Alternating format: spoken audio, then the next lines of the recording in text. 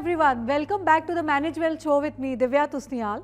Without wasting any further time, let's welcome the guest of our evening, Anshuls Arzare, Executive Director and Chief Business Officer, Yes Securities. Hello Anshul, how are you doing? All well, how are you doing? Nice here, so nice of you to be here. Pleasure is all mine. Thank you, please be seated. So Anshul, you have been associated with the financial sector from the beginning of your career. Can you tell us just about your journey, how did it unfold and what actually drove you to this sector? So actually I started my career way back in 1998 in a FMCG world. So that was that time toiling on streets and under the sun. So went with the flow as started with financial product distribution in ICICI Capital Services way back in 2000. What I noticed in your career, you always had a niche to get into some kind of startup and then build up the whole empire on it. Is it true about you? Yeah, that's very true. So in ICICI, we were the execution layer, but yes, ICICI Direct was a very new concept Pioneer at that point of time, and they were pioneers in online stockbroking. So it was a very niche activity at that point of time, but started there. So it was a startup, you can say that. Then started Reliance Securities. This was way back in 2005. So that was a startup where I was heading north and was the first employee in north to join at that point of time. And then yes, this third, Yes Securities, again one of the first member to join the team way back in 2013, and here we are today. So Yes Securities of course has been shaping up a lot of wealth for a lot of individuals, a lot of families. How have you planned investments for your family? So if you actually look at the investment journey of mine started accidentally. So it was not a thought through investment journey, but it happened so that when I started in ICICI Capital Services, then one of my very good friends cousin was into LIC, she was working with LIC, and then she said that now since you have started working you should take a policy. So it was just a friendly gesture to get into that policy, and I am sure that policy would give me very good returns by the time it matures next year. And second investment within the same time, when I was used to stay with my aunt, and she said that there is an old lady used to come at home and collect deposits, collect RD for supplement RD for a post office. Okay. So she got it done. She took that 500 rupees. My aunt said that you should start investing. So 500 was that first. 500 was the first SIP. We did it for 5 years. So basically, for our consumers, the viewers, they can take out two principal learning from this answer, as in you start early, and with whatever nominal amount you have, even if it is rupees 500, you start doing a recurring kind of thing, whatever investment mode you feel comfortable with. And of course, you should have a diversified portfolio, because you did insurance also, you did RD also, you started a SIP also. So actually, you should have a platter of all that. Absolutely, absolutely correct. Start early is the mantra, because if you look at it, we call it in the financial industry the 8th wonder of the world is basically the power of compounding. Okay, yes. So the kind of value which you create with a small SIP, even for 500 rupees or 1000 rupees. And the second most important vector, as you said, is discipline. So if you remember the age old mantra, karat karat abhyas ke jadmati hot sujan, rasri avat jaatte silpar parat nisan. So basically, when a fragile rope can make an impact on a hard stone, I mean with an SIP of even a small amount, with whatever amount in with given a time period of the continuous process. The continuous process will definitely make a wealth for you or anybody for that matter. So basically, you mean that the youngsters should drive the message, as in doing a continuous effort and a disciplined method of saving with whatever nominal amount. Anything else which they should know from this whole scenario? Yeah, absolutely. So there is nothing called I can invest only when I have a huge surplus. So they can start with small, and you can keep gradually adding it as your income increases over a period of time.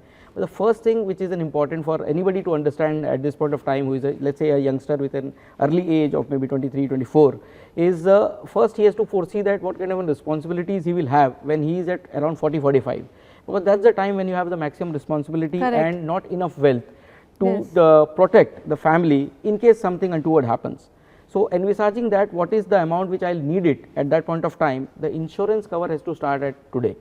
Because you will get it much cheaper, and that is the time when you actually need it. Much cheaper, level premium forever. And forever. So you continue paying for a premium for, let's say, 25 to 30 years from here, when you started even at 20. So then you are at age of 50, you are till the time, if you cross 55, 56, then probably you have will probably make enough wealth for you. Done enough succession planning also. Enough succession planning, you will get time to do that. So you won't need a cover at that point of time, but the cover maximum you need when you are somewhere around 35 to 45, because You have responsibilities, but you haven't spent enough, saved enough wealth to take care of that cover. So the first thing I think one should take is a insurance cover to start with. Then obviously put some money aside every month on month through either it can be done through an equity SIPs, direct into stocks can be done, it can be done through mutual fund route, it can be done through ETFs, it can be done, some part can be done through RDs, which is a fantastic product. And the third is, please continue this for the time period which you have decided on. Do not break it.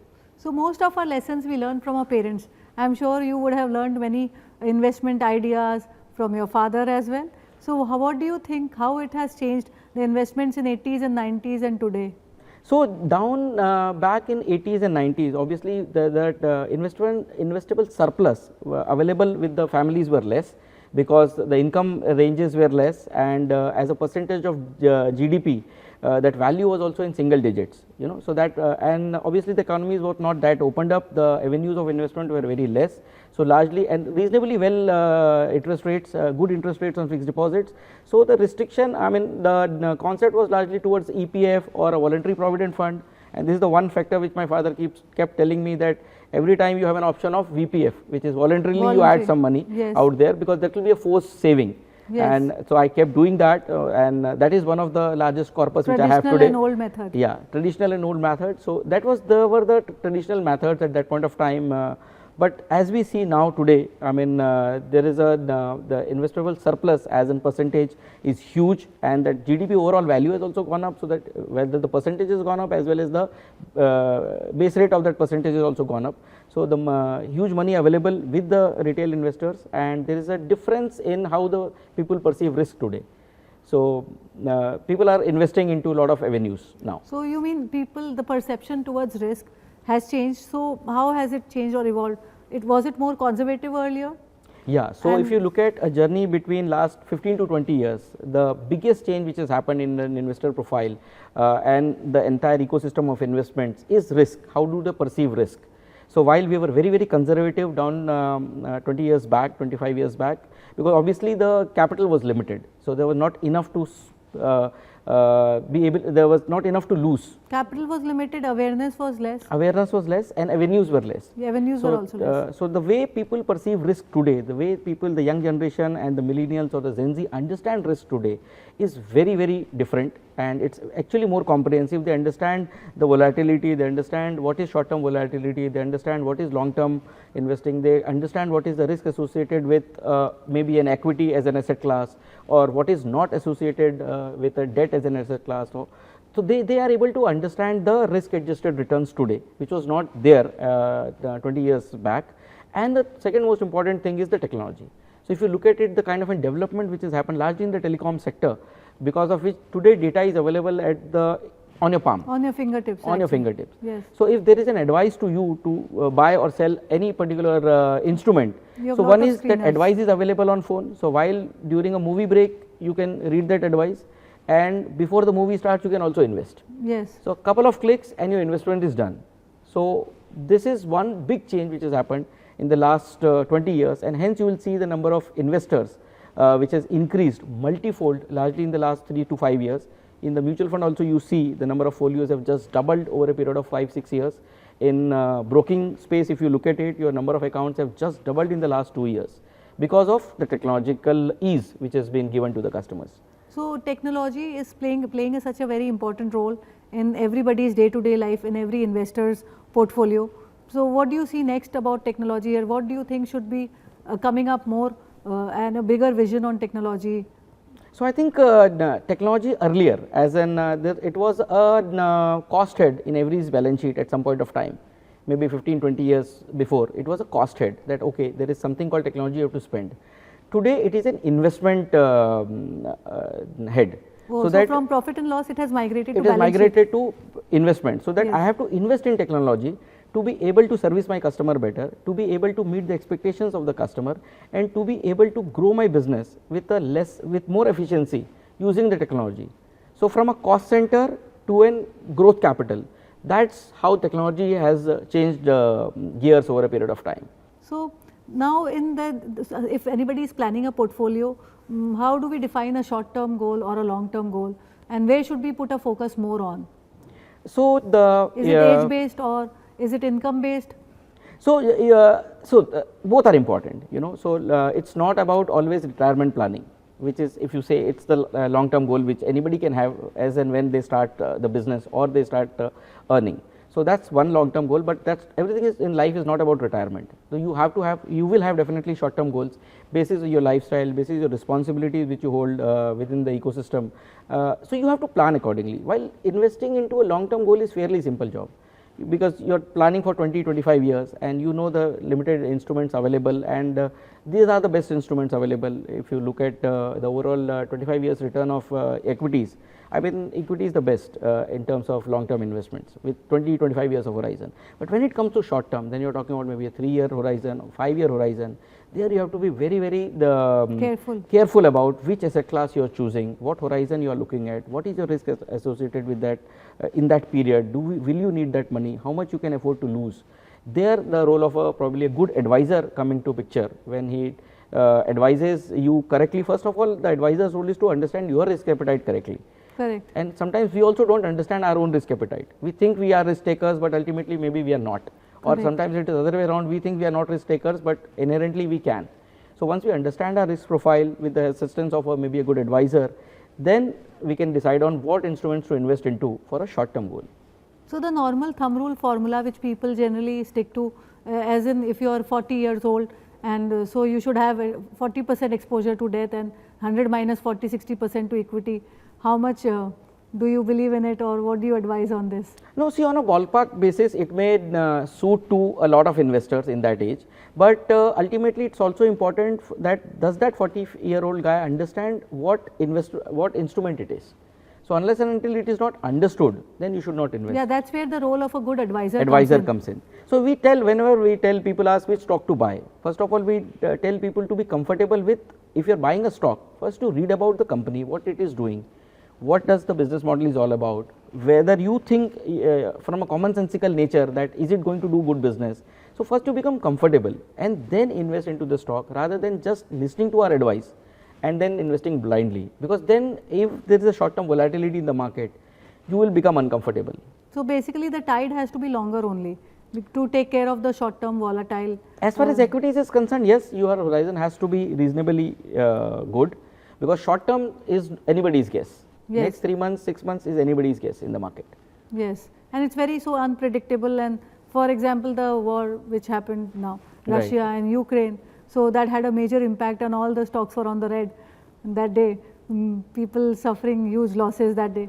So, absolutely. So, those people who are holding on to stocks, they may not be so uncomfortable with it, but those who are having a leverage position will definitely have a tough time to hold on to their positions, given the kind of an negative return which is given by the markets in the last week. And war situation is like whenever there is a war, that means there is an uncertainty. Yes. So, uncertainty is the biggest time to make money or lose money. Uncertainty in given a times of uncertainty, you should avoid. So, you should avoid being into leverage position. You should continue waiting for some opportunities to enter. So, Anshul, there are so many security houses managing clients' portfolio. What is it that Yes Securities does very differently and in a unique way compared to others? Yeah. So, our goal is very simple, that we want to partner with our customers in their journey of wealth creation. For that, we understand that equity is one of the very important asset class, but that is not the only asset class we advise customers on. At the same time, when it comes to equity, we have one of the largest research teams in the country, and very able research team, and our research calls has been really exciting in terms of fundamental calls which we focus on. So, where the durability of a call is close to 18 months to 24 months, and that is where we focus on clients to invest into equities through a long term perspective and not short term trading. Okay. So, during this pandemic there has been lot of ups and downs and volatility and shift in the sentiments of the investors. So, what are the key steps which you have adopted post these last 2 years? So, fundamental remains the same, client is at the center. So, you have to focus on what clients need from you, and hence today we realize that the digital is the mode, where the pandemic has made lot of us go pure digital and comfortable with the digital mode, and obviously the young generation, the Gen Z, is purely on digital. So, we will be spending a lot of money on digitizing our business. so that we can meet the expectations of the young generation. So basically three key focus areas for your company, as in one, digitalization as you just mentioned, then customer centric, and of course research team. You've invested heavily on the research. Absolutely. So these three are the key focus areas. Yeah, for because yes if you want to give this research to a customer and the customer does not want it physically, you have to give it digitally. Correct. So, Correct. the mode of transaction is no longer decided by the manufacturer. The mode of transaction is decided by the customer. Yeah, by the buyers. It's a By the buyer's buyers. market. It's a buyer's market, and Yes. any point of time, it's always a buyer's market. Yes. The customer should be able to understand and meet his expectations through you. True. And True. that's the whole idea. So like in the going years, where do you think, what are the plans which the Yes Securities will have further, like the vision going forward from here? So, one is to be a very, very sound digital platform which allows us to offer any and every product available, because what happens is maybe a particular product we think is not suitable for a particular profile of a customer, but at the same time it is the customer who wants to see all products in front of him. So, it cannot be since we think it is not good for a customer, maybe because the customer does not understand his profile or risk profile, but at the same time this Gen Z wants everything in front of him. So, the whole investment today is going on in building a very, very strong and a robust platform which can engage or with the new age products which are getting delivered through various fintechs and all. So, seamlessly engage with those companies and being able to offer those products seamlessly to our customers. So, but aren't you hearing about a lot of startups investing? So many people are talking about angel investing. So, what is your view on it? What is the word of caution? Or maybe what are the ideas of steps or the ideas which you should have in mind? Yeah, so there is a word of caution here obviously. So, when you are investing into stocks, so you first look at a sector which the stock is into, then you understand that whether that sector is doing good or not, and what is the scope of that sector doing good in the short term, and within that sector which stock is one of the best in terms of the management, in terms of the EBITDA margins which the company is doing, in terms of the efficiency, the way the business is happening in that side, and in the way of how strong they are in their business model. At the same time, startup is no sector. Yeah, it's a stock which has recently got listed, and if you look at the way the series A, B, C fundings would have happened for that stock in the last 5 to 7 years, the valuations are already soaring high. So, when you invest into a stock, the one important thing, as I said, is first to decide which sector you are looking at, which that stock is into. Is that sector going to be good? Is the stock doing good? Is the value right? The stock may be good, but it may be overvalued. So, we have to be very cautious in terms of understanding that the stock which we are talking right now, whether it is a startup, maybe yes, it is a startup, nothing wrong to be into startup mode, but is the value correct today? Is the business model correct? Is the management sound? Is the now since they have listed, the actual profitability P&L is going to be reflective. So, we have to see first, is that coming in, is the business model making money and making value for the investors. So, that should be the caution. So, Anshul, there is a big competition coming up with the growth of fintech brands in India. What technological advancements is Yes Securities offering for this? So, as Darwin has said, not the most strongest of the species will survive, but the one most adaptive will survive. So, we are wanting to make our technology and the system as adaptive as possible to take care of the customer's present as well as future needs. So, basically survival of the fittest is the answer. Absolutely, and the fittest is the one who is the most adaptive and in terms of can adopt the trends, changing trends of the customers. So, what is your message to all those who already have a lot of wealth accumulated, so who have a big portfolio? So, what is the message to them? So, the first thing now which they should look at, who has already created a good wealth, is protection of the wealth.